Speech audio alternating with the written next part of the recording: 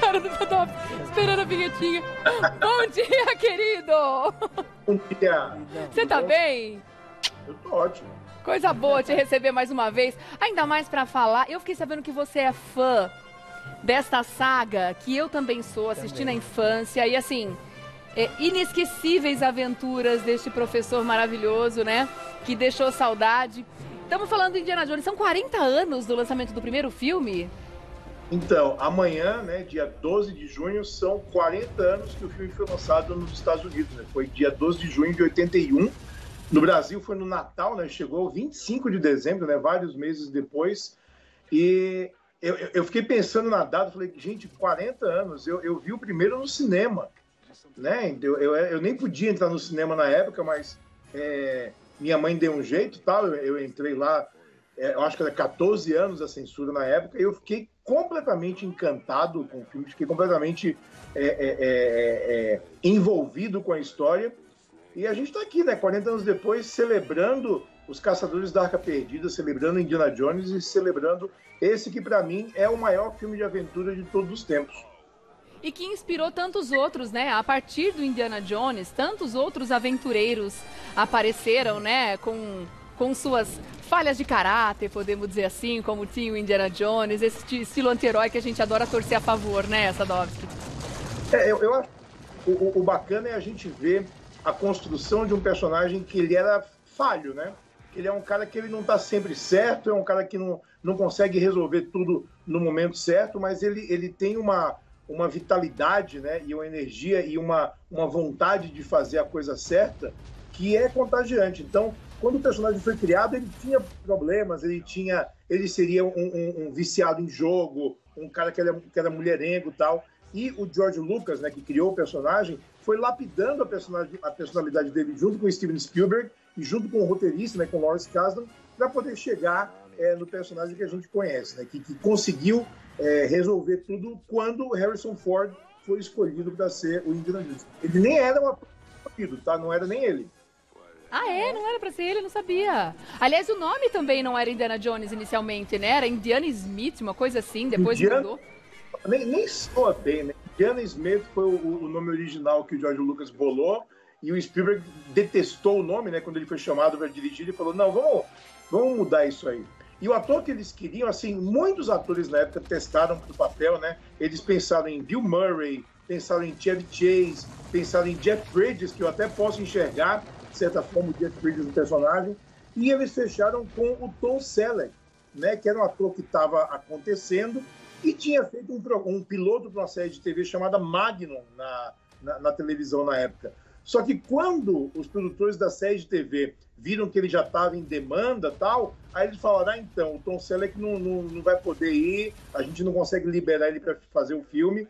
E a segunda opção, né, era o Harrison Ford, que já era conhecido na época por causa de Star Wars, e o George Lucas não gostava muito de repetir os atores que tinham trabalhado com ele, mas o Spielberg falou, cara, é o Harrison Ford, não tem jeito, e a gente vê como as coisas se encaixam, né, porque eu não consigo enxergar absolutamente nenhum outro ator fazendo o papel do Indiana Jones que não seja o Harrison Ford. Ele é perfeito. Eu também não consigo, afinal de contas, todos os nomes que você falou, fui torcendo o nariz aqui. Todos, todos. Não, Chevy Chase, não. Pra esse papel não dá, né, Leon? Agora, e bilheteria? Você tem notícia, assim, da bilheteria? Ainda é uma das maiores bilheterias do cinema? Então, a gente vê pelo ajuste de inflação e tal, é claro, mas na época, Caçadores da Arca Perdida foi a maior bilheteria do ano, né? Ele fez mais de 330 milhões de dólares, que no ano foi, assim, um completo absurdo. O segundo, o terceiro filme mais visto de 81 fizeram mais ou menos a metade do que Indiana Jones fez. A grande aposta do ano era Superman 2, né? Era o grande herói que ia dominar as bilheterias. E não existia uma demanda muito grande por Caçadores da Arca Perdida. Porque o filme anterior do Spielberg tinha sido um fracasso, foi uma comédia em 1941, e o estúdio estava meio ressabiado, porque o Spielberg tinha o hábito de fazer os filmes mais caros do que o orçamento que ele tinha, e estourar o prazo de filmagem. Então, quando a Paramount fechou o pacote para fazer Caçadores da Arca Perdida, eles colocaram várias regras, e uma delas era você não pode bater o os dias que a gente vai pagar para a filmagem. O Spielberg conseguiu entregar o filme abaixo do orçamento, antes do prazo, e acabou virando uma regra para ele também, né? Nunca mais ele estourou o orçamento dos filmes dele. Quando o filme estreou, de repente, todo mundo começou a ver e todo mundo começou a rever, e o filme não saía do primeiro lugar nas bilheterias e acabou o ano como um grande fenômeno global. Foi indicado a Oscar e tudo, não ganhou o Oscar de melhor filme, o que para mim é uma tremenda injustiça, que ganhou na época Carruagens de Fogo, que é um filme bonito, vai, mas não se compara com a longevidade que Caçadores da Arca Perdida. Com esse fenômeno, né? Aliás, em 82 foram melhores efeitos visuais, melhor direção de arte, melhor montagem, melhor mixagem de som e melhor montagem de som. Agora, falando nas curiosidades, né, que eu acho interessante, uma das cenas que eu adoro desse filme também é aquele, quando o cara, não sei, um dos bandidos lá tá fazendo uma cena com a espada e faz todo um trelelê. Essa aí mesmo. E bota de um lado pro outro com a espada e não sei o que e tal. E a gente acha que, nossa, ele vai lutar, né? Ele vai lá atirar a arma, dá um tiro e vai embora. Não tem como você não rir de uma cena dessa, é muito divertida. Essa cena foi mudada, né, Sadovski? Conta pra gente essa curiosidade.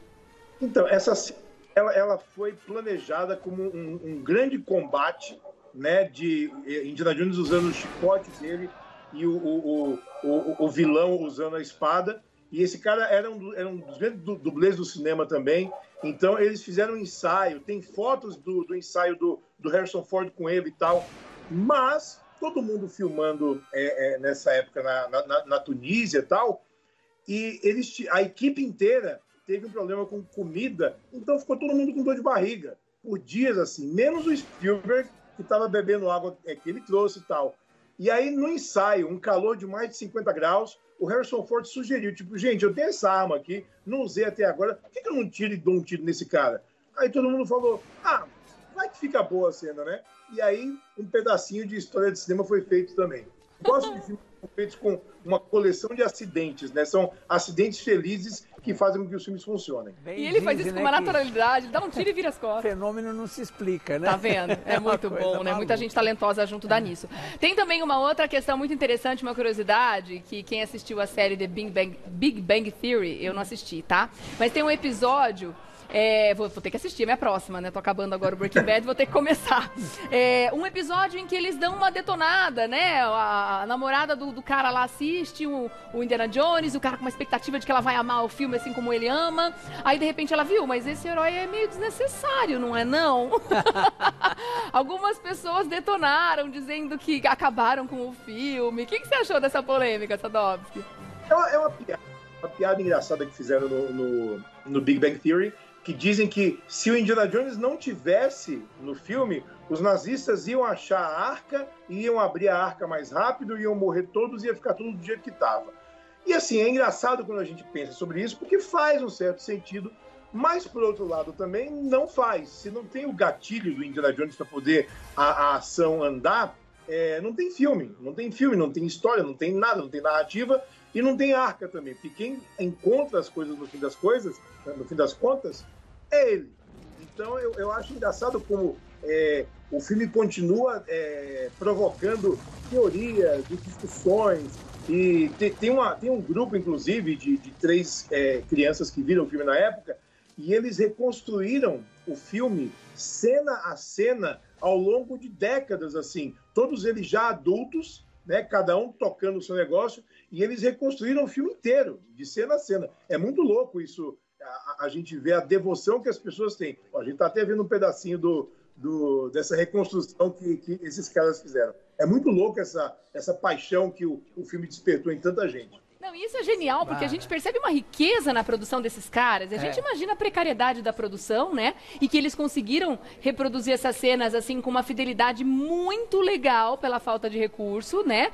E eu fico imaginando, na época, hoje em dia qualquer um faz vídeo e edita com celular, com aplicativo, etc. Na época os recursos eram outros, era fita, gravação, edição, ilha, era coisa, assim, bem diferente, bem mais difícil de fazer. E o amor e a dedicação desses caras para fazer essas cenas. Sadovski, eu tirei o chapéu quando eu assisti as cenas que esses caras fizeram. Maravilhoso, né? Só não fizeram a cena do avião, né? No fim, o próprio produtor de Caçadores da Arca Perdida, né, o Frank Marshall, ele sugeriu fazer um insert e tal, mas deu uma treta entre os três amigos, né, que estavam fazendo o filme, deu um problema, e por anos e anos e anos que eles tentaram, chegou um ponto que eles falaram, quer saber, deixa quieto, vai, a gente já dedicou muito tempo da nossa vida a resolver isso aí, eu acho melhor não. O Frank Marshall, inclusive, né, que é o produtor do filme, ele é o cara que é o piloto do avião dessa cena. Ele aparece lá dentro do cockpit e tal, fazendo uma pontinha no filme.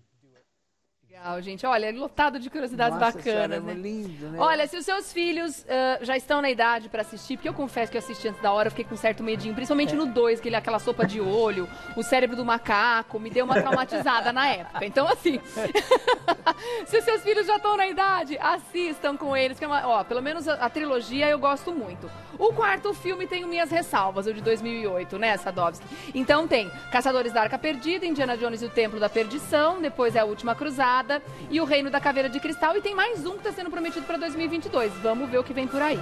Sadovski, meu querido, obrigada! Até a próxima, meu amor! Tchau, gente! Participação incrível, @rsadovski, você acompanha no Instagram e também no Twitter. Eu amo seguir o Sadovski no Twitter. Adoro. Sadovski no Twitter e também lá no Instagram. Um beijo, meu querido, até a próxima.